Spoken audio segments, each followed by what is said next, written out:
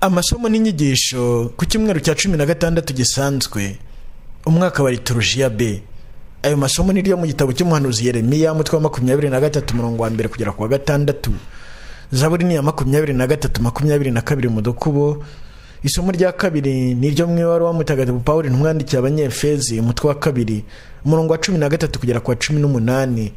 Na Ivanjili ntagatifu ni yanditswe na mutagatifu Mariko umutwe wa 6 umurongo wa 30 kugera ku wa 34.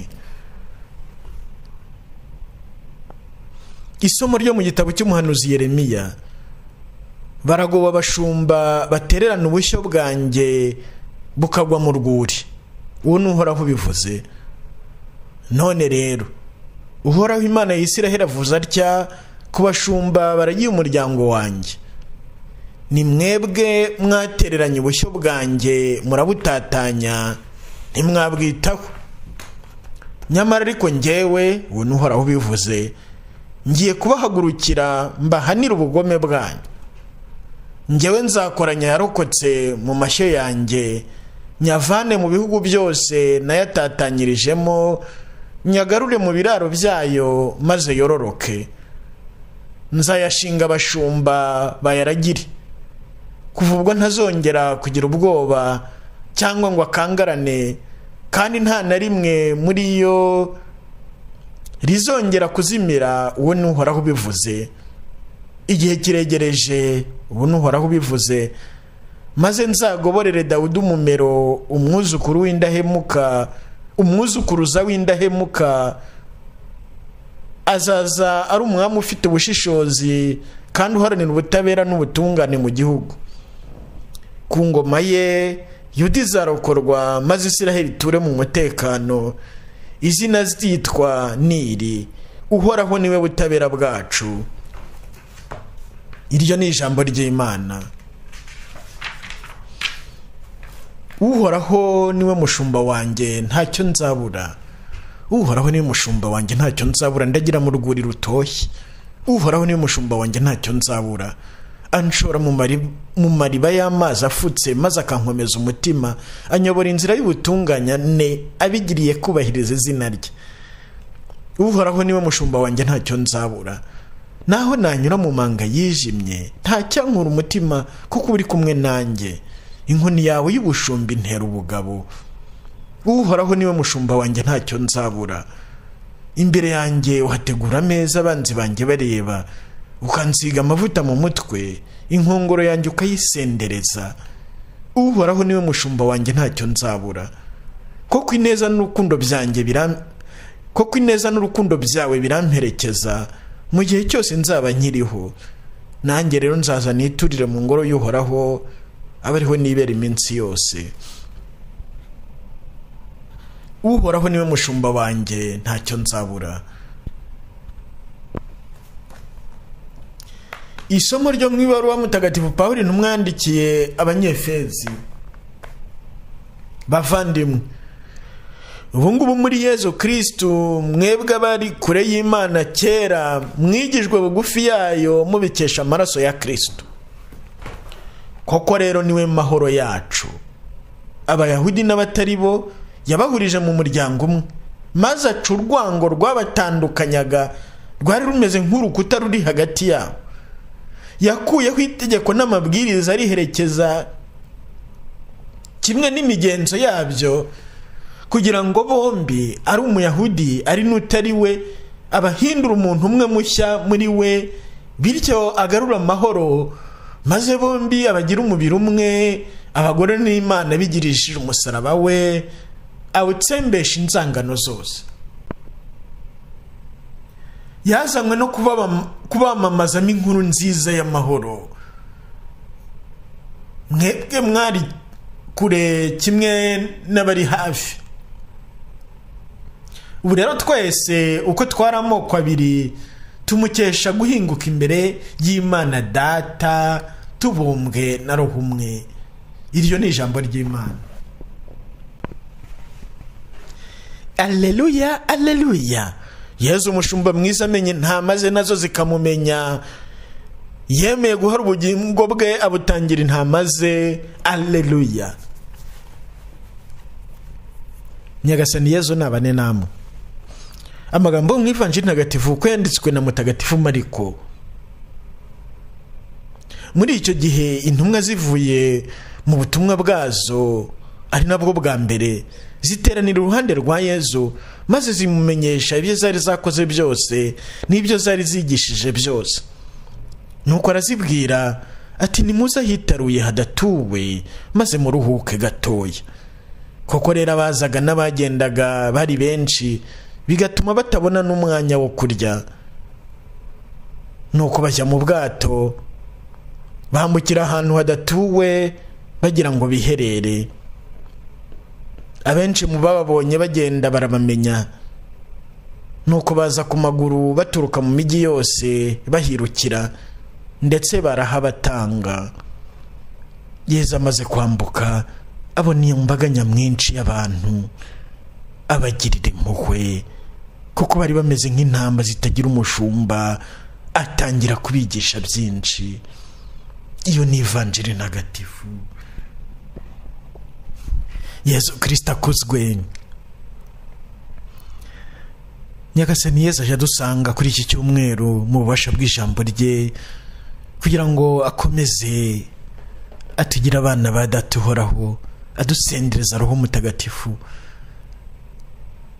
adusukuza amaraso ye matagatifu.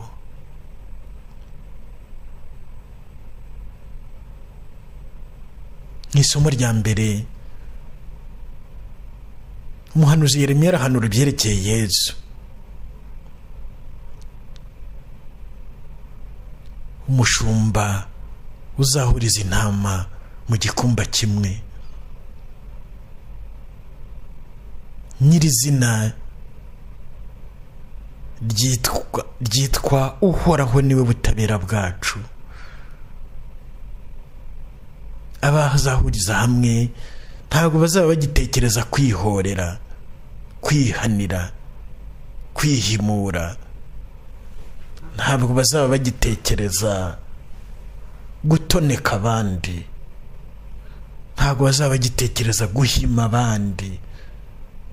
Ntabwo bazaba bagitekereza gucyurira abandi. Ntabwo bazaba bagitekereza kwivumbura ku bandi.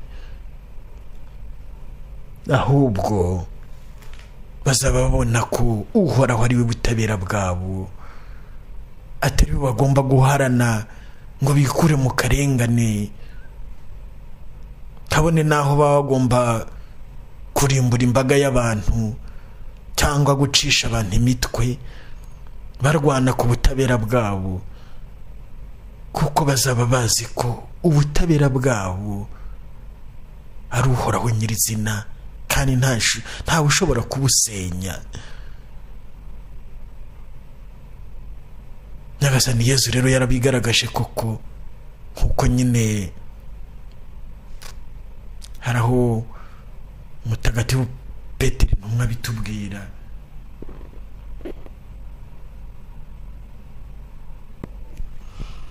Agira ati nuko rero icyo nicyo mwahamagariwe, kuko na Kristo yababaye ku mpamvu yanyu, akabasigira urugero kugira ngo mukurikize inzira ye, gutigeze akora icyaha, kandi akaba atarigeze avuga ibinyoma, agatukwa ariko ntasubize igitutsi.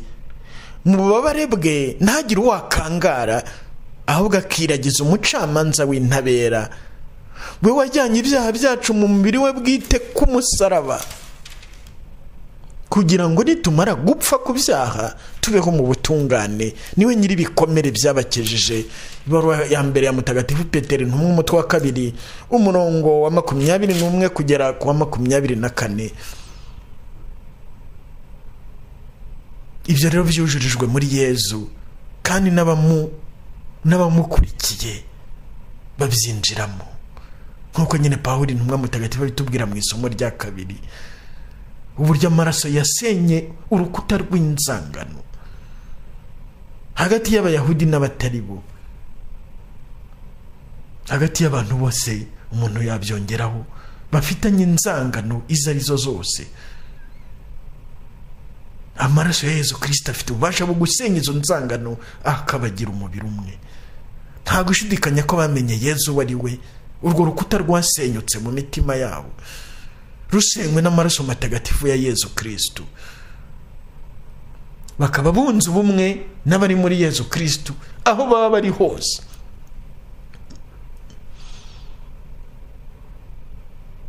Yezu rero yemeye kuba umushumba mwiza, umushumba w'impuhwe, nk'uko abigaragaza mu ivanjiri. Abaje bamusanga nawe yananiwe, ariko nabo barananiwe, ariko barashonje, bafite inzara we wenyine ashobora kubamara, inzira y'ubugingo. Amagambo amusohoka amatanga ubuzima, abareba n'impuhwe, ntiyabashushubikanya, ntiyababwira nabi, ntiyabakabukira. Abo ni imbaga nyamwinshi y'abantu abagirira impuhwe, kuko bari bameze nk'intama zitagira umushumba. Atangira kubigisha byinshi. Yezu we niwe mushumba nyakuri. N'umuntu wese uragiye intama ze mu izina rye, abikora mu izina rye, ni ukuvuga ko abikora nk'uko Yezu yakabikoze, cyangwa se ntabikore. Niyo mpamvu mu isomo rya mbere nyine bihanangirije cyane abashumba batererana ubushyo. Baraguwe abashumba batererana ubushyo bwanjye bukagwa mu rwuri. Uwo n'uhoraho bivuze. None rero uhoraho Imana ya Isiraheli avuze atya ku bashumba baragiye umuryango wanjye: ni mwebwe mwatereranye ubushyo bwanjye, murabutatanya, ntimwabwitaho.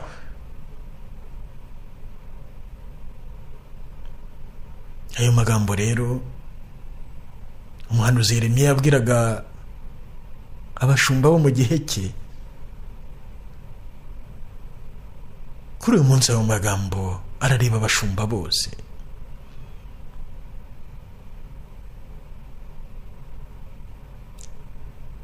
Igihe cyose umuntu atavuze ijambo Yezu yavuga, adakoze icyo Yezu yagakoze imbere y'abashinzwe kuyobora kuri Yezu, aho kugira ngo abahurize hamwe arabatatanya.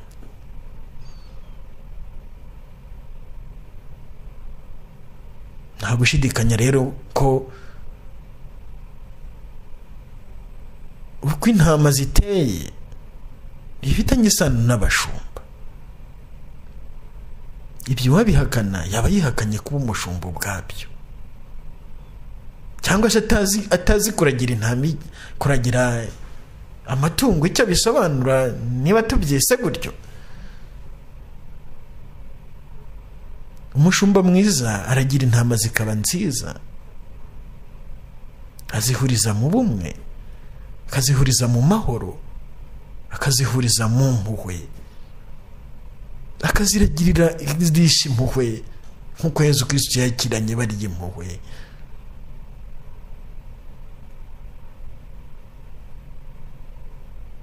Uyu munsi rero Roho Mutagatifu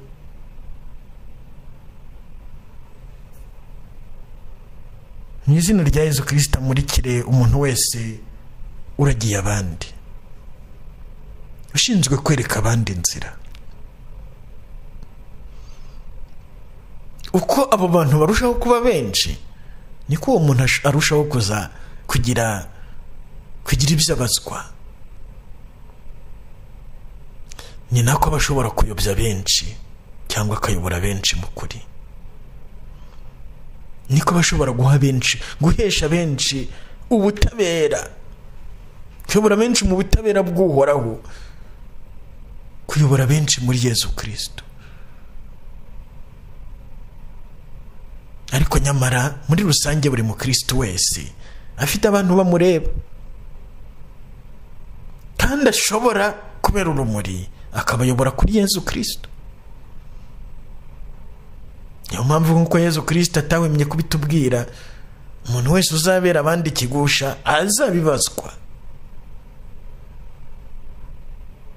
Reka utekereze nk'uwo mubyeyi uri ku gasozi arimo atuka abana be,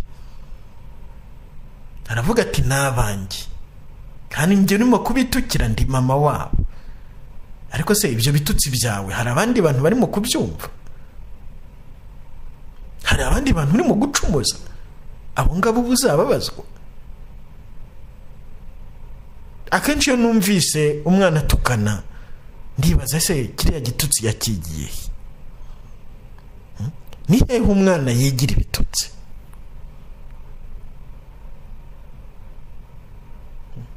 Birababaje ko ushobora gusanga ibitutsi byinshi umwana yarabyigiye kuri nyina cyangwa se kuba murera bari aho hafi. Ibitutsi bo ubwabo bagiye bamutuka cyangwa batukana hagati yabo, umwana akaba bishyize mu mutwe we, ejo akabituka mugenzi we. Kandi koko muri rusange niko bimeze, buri mwana atukana akurikije ibyo yakuye iwabo, kuko atabonye iwabo hari utukundi, hari ubwira undi nabi, biragoye kugira ngo asohoke atinyuke kubwira mugenzi we nabi. Niyo mpamvu rero abo babyeyi nabo n'abashumba b'abana babo, kimwe nuko abarezi mu ishuri nabo ari abashumba b'abana. Umuyobozi wese muri rusange ni umushumba w'abashinzwe, kandi buri wese azabazwa icyo yakoze. Uzaba yarabatoje gutandukana na Kristo, nawe azatandukanywa nawe. Uzaba yarabayoboye kuri Kristo, nawe azabana na Kristo Yesu ubuziraherezo. Kuri iki cyumweru rero dusabe Nyagasani Yesu Kristo aduha imbaraga ku bwa Roho we Mutagatifu, maze adutsindire rwose kuba bakaryanyamiryango, adutsindire kuba abashumba batesha ubwatsi izo baragiye, aho kugira ngo baziyobore mu rwuri rwiza. Aturinde kuba abashumba ubwabo bangiza abo intama zabo zirisha, bahaye inkongi cyangwa se bahangiza ku bundi buryo. Nyagasani Yesu afashe buri wese kumva uruhare afite mu gukiza roho y'undi. Buri wese asabwe n'impuhwe areba mugenzi we, yifuza uburyo yamugeza kuri Yesu Kristo. Yesu uvuga ati ninjye nzira ukuri n'ubugingo, ntawe ugera kuri Data atanyuzeho. Uwo Yesu uvuga ati nimunsange mwese abarushye n'abaremerewe n'imitwaro njye nzabaruhura. Uwo nguwo uzafasha guhura na Yesu, uzamufasha kuruhuka, uzamufasha kwakira ubuzima nyabwo, uzamwinjiza mu nzira imuganisha mu bugingo. Ngwino Roho Mutagatifu, mutima utagira inenge ya Bikira Mariya, uturengere turwaneho mu izina rya Yesu. Bikira Mariya mwamikazi wa Karumeli udusabire. Singizwa Yesu Kristo adupfiriye ukazuka. Yesu ndakwizera.